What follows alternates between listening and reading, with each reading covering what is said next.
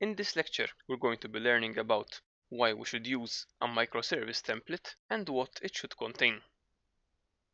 So first off, a microservice template is a code project that can be used to start off from when developing a new microservice. That should basically save us time setting up our code project. Why is it important?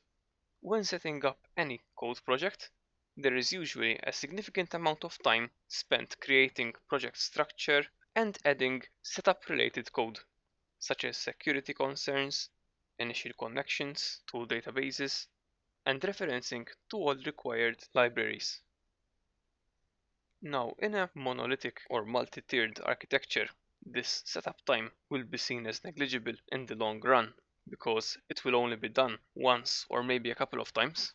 But in a microservice architecture where we can have tens or even hundreds of microservices, and this setup needs to be done for each microservice, this setup time becomes more significant. And so we should have a microservice template containing similar code required for each microservice setup to make creating a new microservice project as fast and easy as possible.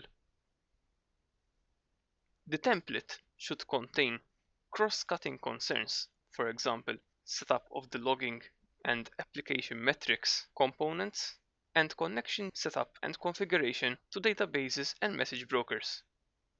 It can also contain the project structure. So for example, you can include a unit test project inside the microservice template, or maybe a domain project if you're following domain-driven design. But of course, that depends on how you're structuring your code inside each microservice.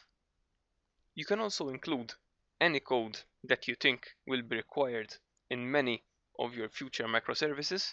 And don't forget that the main objective of the microservice template is to save you time in the future. So it's worth investing a bit of time in this upfront, as it will pay off later.